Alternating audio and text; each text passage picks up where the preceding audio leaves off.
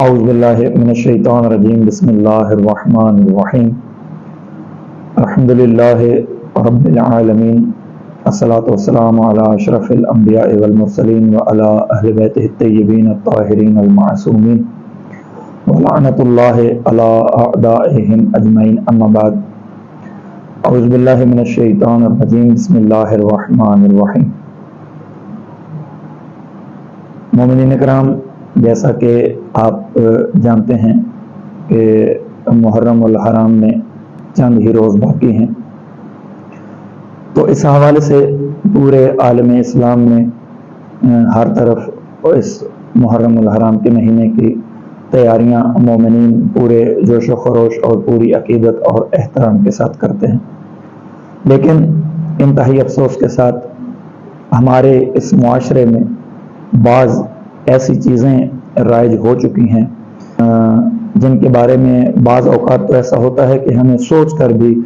تکلیف ہونے لگ پڑتی ہے کہ آخر یہ چیزیں ہمارے اندر کہاں سے رائج ہونے لگ پڑی۔ ان میں سب سے اہم بات کہ ہماری مجالس سے، ہماری عزاداری کے پروگراموں سے آج کل ہمیں نظر آتا ہے کہ ہمیں روحانیت اٹھتی ہوئی نظر آتی ہے، کہ گویا کہ ہمارے پروگراموں میں وہ روحانیت جو کہ چونکہ ہمارے یہ پروگرام منسوب ہوتے ہیں معصومین علیہ الصلوۃ والسلام کے ساتھ، اور ہماری محافل و مجالس جتنی ان ایام میں ہوتی ہیں ماہ محرم الحرام میں، یا اس کے بعد تقریباً 70 دن کے قریب جو ہے وہ یہ ہمارا سلسلہ عزا جو ہے وہ چلتا ہے، اور یہ ہمارا سلسلہ ان ایام میں منسوب ہوتا ہے معصومین کے ساتھ۔ لیکن افسوس یہ کہ اور معصومین کے ساتھ بھی خوشی کے حوالے سے نہیں، بلکہ یہ ایام ہم غم کے حوالے سے اور سوگ کے حوالے سے مناتے ہیں۔ لیکن افسوس اس بات کا ہوتا ہے کہ یہ سوگ ایک عجیب سی خوشی کا رنگ اپناتا ہوا نظر آتا ہے۔ مثلا آپ دیکھ لیجئے کہ ہمارے ہاں کیا ہو رہا ہے اور ہم کس سمت میں جا رہے ہیں، اور حقیقت میں ہماری ڈائریکشن، ہماری سمت، ہمارا رخ کس طرف ہونا چاہیے اور ہم جا کس طرف رہے ہیں۔ میں ایک چھوٹی سی مثال سے بات کو واضح کرنے کی کوشش کرتا ہوں۔ آپ مثال لے لیجئے کہ اگر ہمارے گھر میں کوئی میت ہو، ہمارے گھر میں ہمارے کسی عزیز، کسی پیارے کا جنازہ ہمارے گھر میں پڑا ہوا ہو، تو اس وقت ہماری کیفیت کیا ہوتی ہے؟ اس وقت ہمارا ذہن، ہمارے دل و دماغ کس منزل تک پہنچ چکے ہوتے ہیں؟ ہمیں لوگوں کو ہم اطلاع دیتے ہیں، ہم اپنے مرحوم کی، اپنے کسی پیارے کی مرنے کی، جس کا میت ہمارے گھر میں پڑ چکا ہے، پڑا ہوا ہے، ہم اس کے لیے اطلاع دیتے ہیں لوگوں کو، اس کے جنازے میں شرکت کی اطلاع دیتے ہیں لوگوں کو۔ لیکن کبھی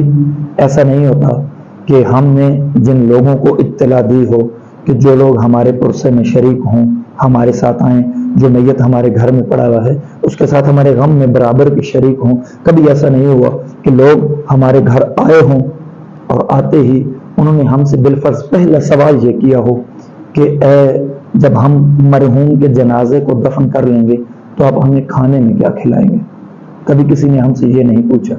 کبھی کسی نے ہمارے ساتھ یہ نہیں کیا کہ ہم رو رہے ہوں، ہم گریہ کر رہے ہوں، کیونکہ اس دن وہ پروگرام، وہ جو ہمارے گھر میں ایک جنازہ پڑا ہے، وہ جو جتنا پروگرام ہوتا ہے، جتنی مینجمنٹ ہوتی ہے، وہ ہمارے ذمہ ہوتی ہے۔ ہمارے لوگوں کے، ہمارے دوست احباب، ہمارے بہن بھائی، ہمارے رشتہ دار اس تمام پروگرام کو مینج کر رہے ہوتے ہیں۔ کبھی ایسا نہیں ہوتا کہ کسی نے کہا ہو کہ آنے والے معززین مہمان حضرات جو ہیں وہ اندر آئیں اور آپ ان کے ساتھ تصویریں کھینچ رہے ہوں، وہ آپ کے ساتھ کھڑے ہو کر آپ کی دکھی شکل کے ساتھ، آپ کے دکھی لہجے اور دکھی انداز کو دیکھ کر وہ آپ کے ساتھ تصویریں بنا رہے ہوں۔ کبھی ایسا نہیں ہوتا۔ کبھی ایسا نہیں ہوتا کہ آپ کے پرسے میں شریک لوگوں کو آپ کے گھر میں داخل ہونے سے پہلے ان کی تصویریں بنائی جا رہی ہوں، اور باقاعدہ کبھی ایسا نہیں ہوا کہ مساجد میں یا امام بارگاہوں میں یا جہاں کہیں بھی یہ اعلانات ہوتے ہیں کہ فلاں شخص جو ہے وہ اس دنیا سے، فلاں کا بھائی، فلاں کا بیٹا اس دنیا سے چلا گیا، تو کبھی ایسا نہیں ہوا کہ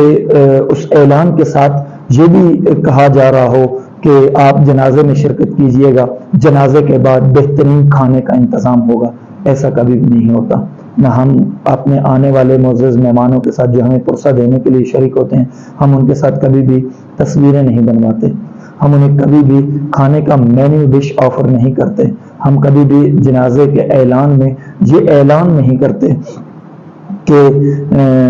ہم فلاں کھانا بنا رہے ہیں، آپ جنازے کے بعد فلاں کھانا کھا کے جائے گا، نہیں۔ لیکن افسوس، سب افسوس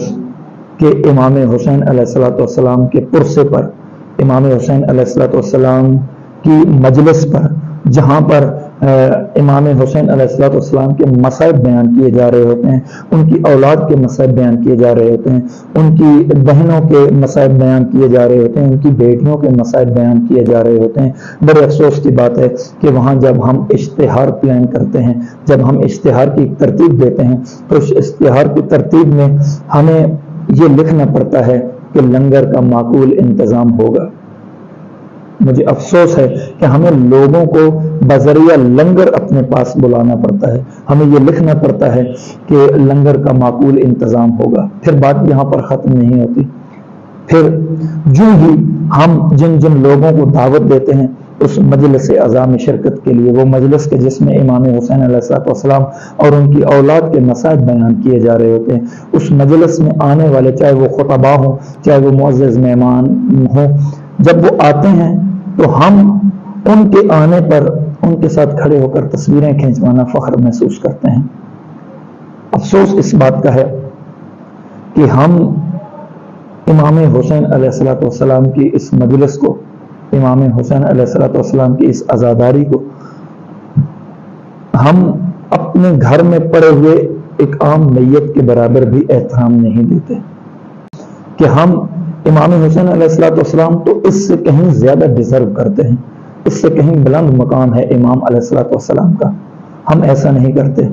بلکہ دیکھا ہوگا آپ نے کہ ہوتا کیا ہے کہ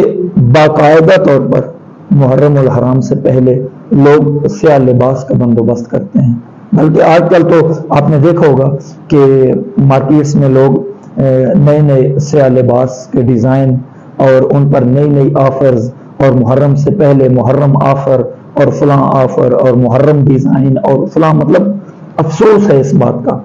کہ ہم عید الاضحیٰ پر اپنا لباس اب سیاہ بنواتے ہیں، اس لیے کہ چلیں اب سیاہ لباس پہن کے عید منا لیتے ہیں، تو بعد میں یہی سیاہ لباس جو ہے ہمارا محرم الحرام میں بھی چل جائے گا۔ افسوس اس بات کا ہے کہ ہم عزاداری مظلوم کربلا کہ جس میں ہمارے چہرے پر سوگ کی نشانی ہونی چاہیے، ہمارے چہرے پر اس طرح کے تاثرات ہونے چاہیے کہ کسی دوسرے مکتبہ فکر کے انسان کو ہمارے چہرے کو دیکھ کر یہ پوچھنا نہ پڑے کہ انہیں کیا ہے، ہمارے چہرے سے غم امام حسین علیہ السلام ٹپکنا چاہیے۔ چلے آنسو تو خدا توفیق دیتا ہے تو آنسو آنکھ سے جاری ہوتے ہیں، لیکن وہ ایک بڑا مشہور جملہ ہے کہ غم اور سوگ والا چہرہ بنانا تو ہمارے اختیار میں ہے۔ ہم اپنے چہرے میں، اپنے لباس میں، اپنے چلنے پھرنے میں، اپنے اٹھنے بیٹھنے میں، اپنے روزمرہ میں، یہ جو آنے والے ایام ہیں، یہ کم از کم ابتدائی 10 دن جو ہیں وہ بڑی پورے جوش و خروش کے ساتھ منائے جاتے ہیں، اور پھر بقیہ تقریباً 7 یا 8 ربیع الاول تک یہ ایام عزا جو ہیں وہ منسوب ہوتے ہیں۔ کوشش کریں کہ اپنی مجالس میں روحانیت کو برقرار رکھیں، کوشش کریں کہ یہ جو آرٹیفیشل پروٹوکولز ہیں ان سے اپنی محفل و مجالس کو دور رکھیں، اور اپنی مجلس میں وہ روحانیت رہے کہ جو ہم چاہتے ہیں، جو ہمارے آئمہ ہم سے مطلوب ہیں، ہم سے چاہتے ہیں، ہم سے طلب کرتے ہیں ہمارے امام کہ ہم